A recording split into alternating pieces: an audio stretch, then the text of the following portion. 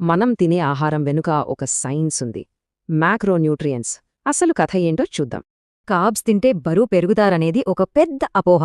మరి ఇందులో నిజమెంత? అన్నింటికన్నా ముందు కార్బ్స్ అన్నీ ఒకేలా ఉండవని గుర్తుంచుకోవాలి. అవి రెండు రకాలు. అసలు కార్బ్స్ మన శరీరంలోకి వెళ్ళాక ఏమవుతుంది? శక్తిగా మారుతుందా లేక కొవ్వుగానా? ఇక్కడే ఫైబర్ చాలా కీలకం. ఇది కాంప్లెక్స్ కార్బ్స్లో ఉండి షుగర్ని కంట్రోల్ చేస్తుంది.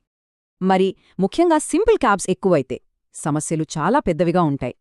అంటే అసలు సమస్య కార్బ్స్ కాదు, తీసుకునే పరిమాణమే అసలు సమస్య. సరే, ఇప్పుడు మన శరీర నిర్మాణానికి అవసరమైన ప్రోటీన్ గురించి మాట్లాడుకుందాం.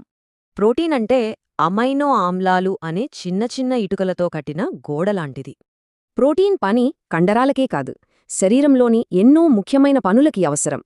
మరి ప్రోటీన్ సరిగ్గా తీసుకోకపోతే శరీరం దాని సంకేతాలని స్పష్టంగా చూపిస్తుంది. ఇదొక పెద్ద అపోహ. నిజానికి ప్రోటీన్ ప్రతి ఒక్కరికీ అత్యవసరం. ఇప్పుడు అందరూ ఎక్కువగా భయపడే ఫ్యాట్స్ అంటే కొవ్వుల గురించి చూద్దాం. కార్బ్స్ లాగే కొవ్వుల్లో కూడా మంచివి చెడ్డవి అని రెండు రకాలున్నాయి. మంచి కొవ్వులలో ఒమేగా-3, ఒమేగా-6 బ్యాలెన్స్ గుండె ఆరోగ్యానికి చాలా ముఖ్యం. మరి కొలెస్ట్రాల్ సంగతేంటి? సమస్య మనం తినే కొలెస్ట్రాల్ కాదు, జంక్ ఫుడ్.